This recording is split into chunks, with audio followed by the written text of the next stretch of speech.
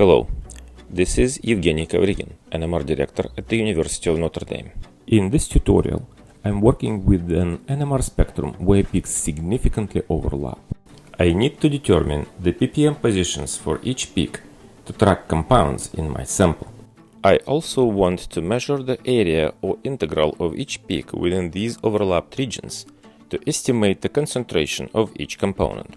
We will use a simple method for peak decomposition in NMR spectra, which is sometimes incorrectly referred to as deconvolution. Important: in this method, I am assuming we are working with signals from independent spins that aren't undergoing any chemical or conformational exchange. In other words, we're treating this as a spectrum of a mixture with independent signals. If any exchange kinetics are involved, we should use NMR line shape analysis, which I will cover in another tutorial. Before decomposing the peak into its components, I need to verify that the shimming quality is good.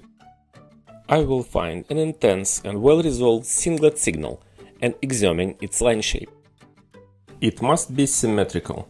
If you see any asymmetry, this may be a result of poor shimming. With poor shims, every peak will have similar distortions. Go ahead to check some other well-resolved signals. If you see similar distortion of their line shapes, this spectrum is not suitable for decomposition. You must improve shimming of your sample and reacquire the data.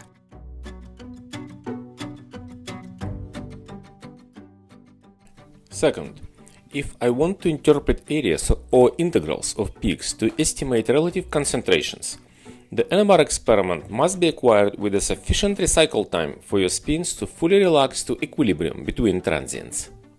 Recycle time should be at least 5 times the longitudinal relaxation time, T1, of the longest relaxing spin in the spectrum. For typical organic compounds, a proton needs a recycle time of 8 seconds. Recycle times for spectra of other nuclei are typically much longer. I will discuss how to determine recycle delay for the heteronuclei and possibly shorten it using paramagnetic additives in a separate tutorial.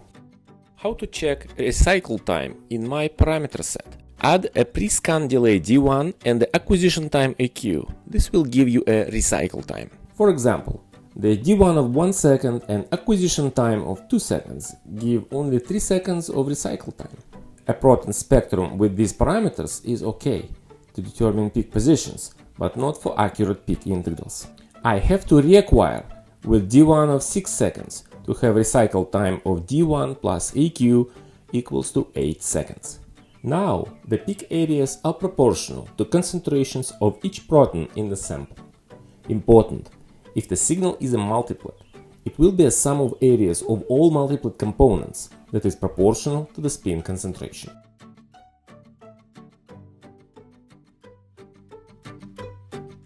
Before we can decompose overlapped peaks, I make sure that my spectrum is phased well and has enough points in the peak envelopes. I usually zero fill to 128K or 256K. Baseline should be corrected for the entire spectrum or just the region of interest.